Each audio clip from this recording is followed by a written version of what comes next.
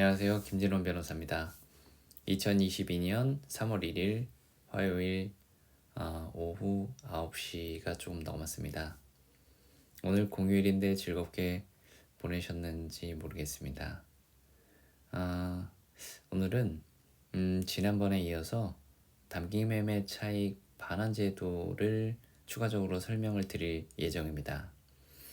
그 중에 단기매매 차익 반환 제도는 내부자 거래의 예방적 간접적인 기능을 수행하고 있죠.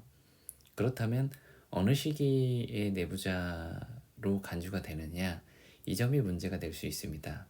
오늘은 그 점에 대해서 설명을 드리도록 하겠습니다. 이와 관련된 조문은 자본시장법 172조에 있습니다. 제 6항인데요. 6항을 한번 읽어보겠습니다.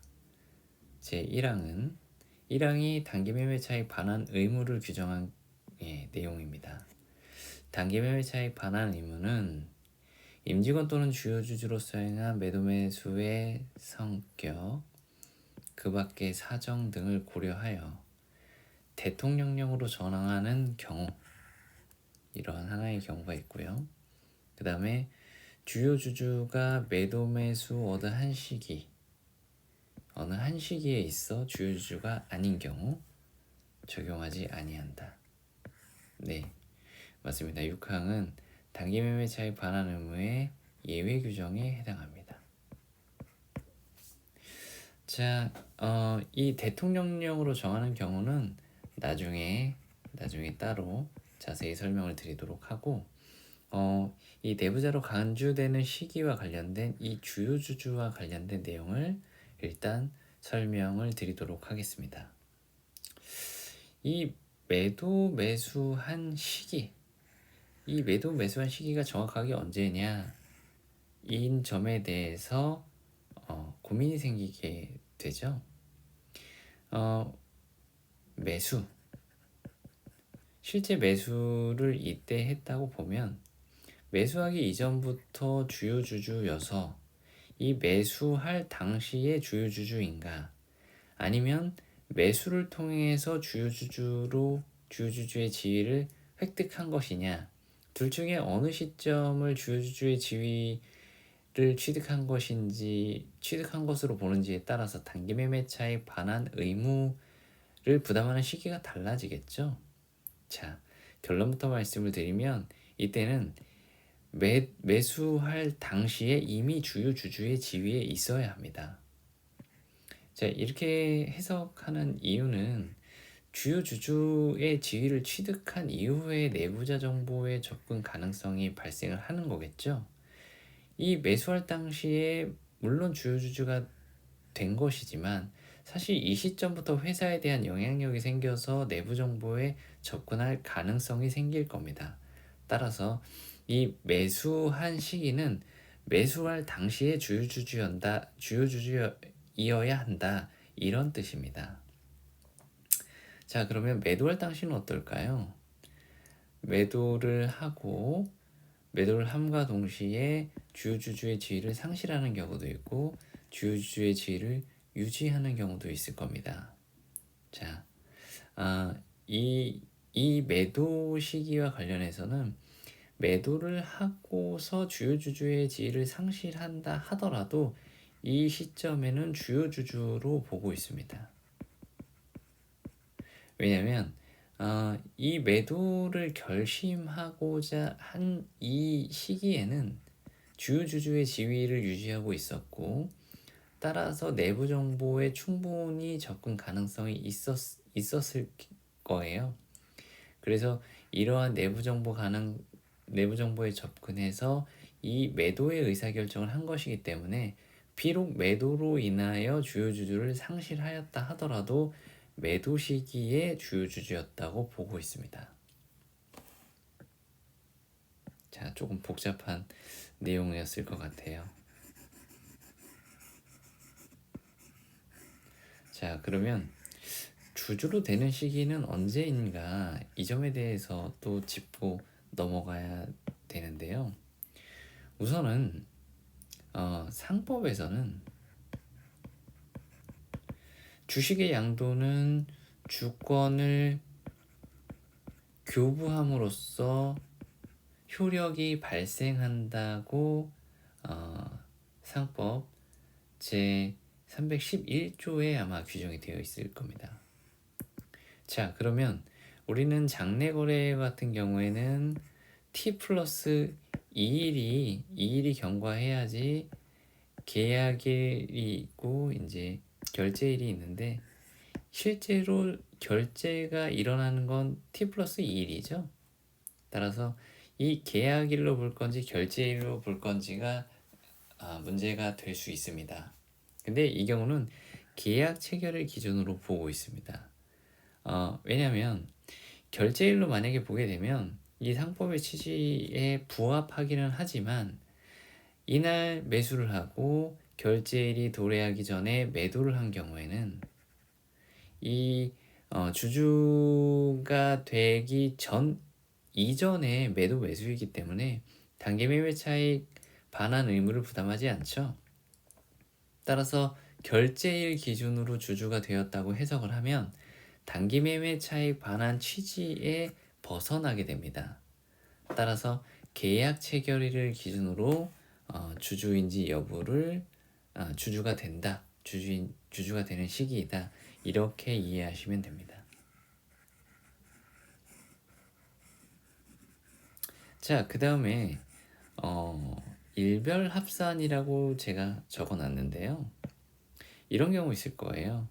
오늘 하루에 6%의 주식을 사고 다시 6%의 주식을 또 사고 장이 종료되기 전에 마이너스 6% 매도를 한 거죠.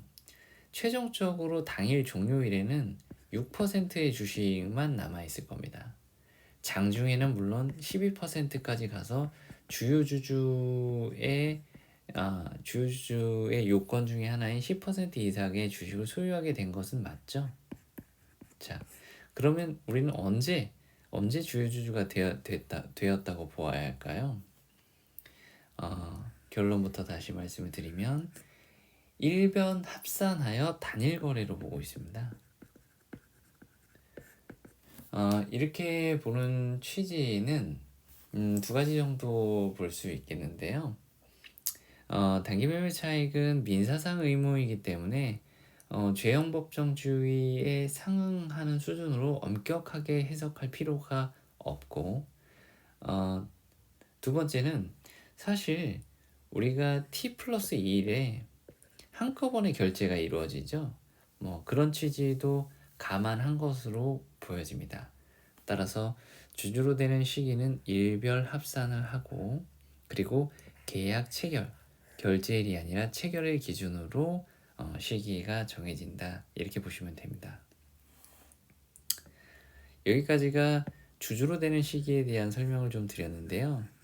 그러면 임직원의 경우에는 어떨까요? 임직원의 경우에는 상법처럼 주권을 교부함으로써 효력이 발생한다, 이런 건 없죠. 따라서 직원이 되는 시기 자체에는 큰 해석의 논란은 없을 겁니다. 다만 이런 경우는 있을 거예요. 자, 여기서 어느 한 시기에 주요 주주가 아니면 당기 매매 차익 반환 의무를 적용하지 않는다, 이렇게 되어 있기 때문에 주요 주주는 두 시기 모두에서 주요 주주의 지위에 있어야 합니다. 그렇다면 임직원은 어떨까요? 이 규정이 없기 때문에 사실 어느 한 시기에만 임직원이기만 하면 됩니다. 자, 그러면 이에 대한 판례가 제가 밑에 이렇게 써놨는데 판례를 한번 읽어드려 보도록 하겠습니다. 2006-73218 판결이고요. 원심이 원고의 청구를 배척한 거래분. 자, 원고가 어떤 청구가 있었죠?